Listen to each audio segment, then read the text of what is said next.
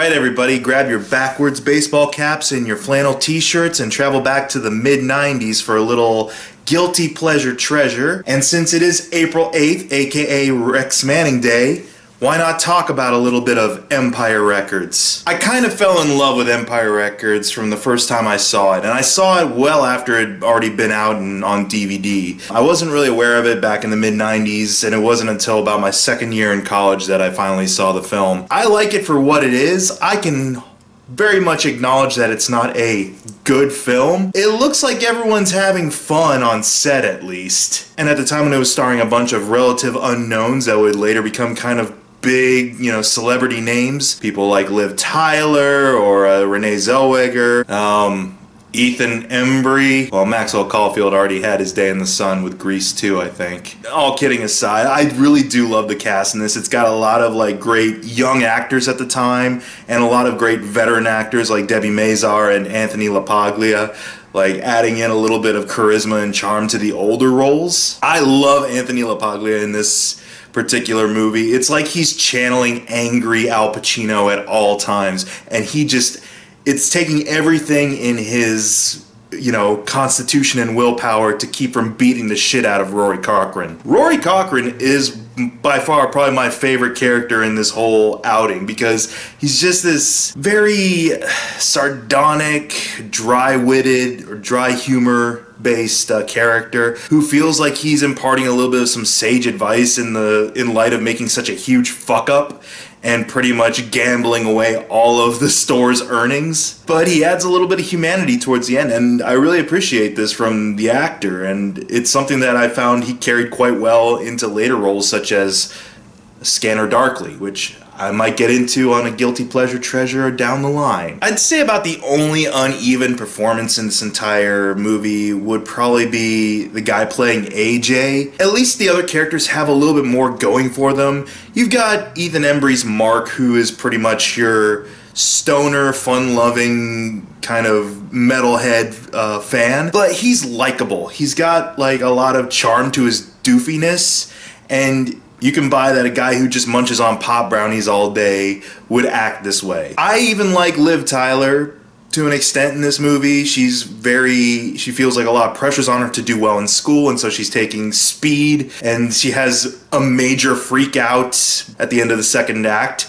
And it's pretty epic. You can kind of gather that she went for broke, and for one of your first big cinematic outings, that's a bold choice. Heck, I'll even give Renee Zellweger props in this movie. I'm not typically a Renee Zellweger fan so much. She kind of lost me around Me, Myself, and Irene. But I really do like her in this early role. She's this very perky, very likable, very outgoing and vivacious type of girl, and has, again, a little bit of sarcasm laced into a lot of her dialogue, especially when all the staff finds out that Empire Records is being shut down for a music town. She just goes into full-on denial mode, essentially, and wears that really, skimpy-looking smock all over the place. Oh yeah, good memories. The actors look like they're having a lot of fun. Like I said, AJ is the only character who I feel isn't doing a whole lot in the actual movie. And that's no knock against the actor. I'm sure he's done great work in other stuff. This came out at the time that Boy Meets World came out, and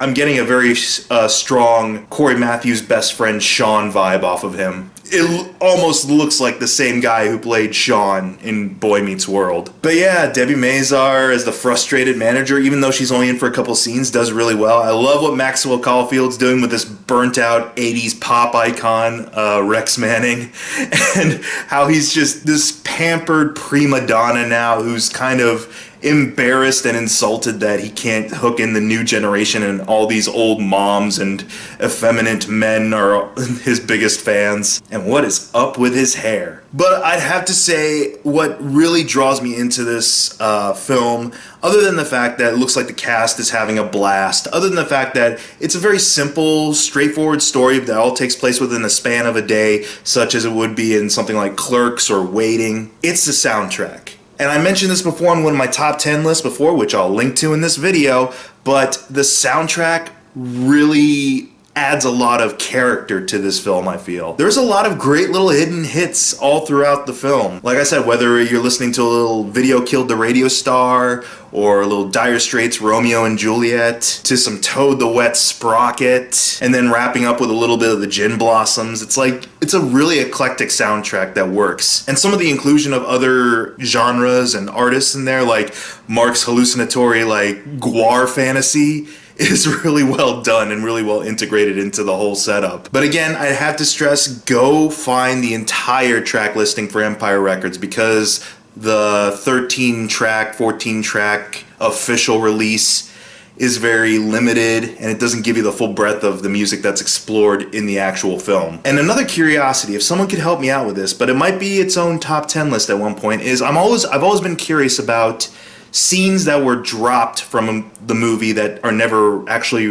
officially released by anybody.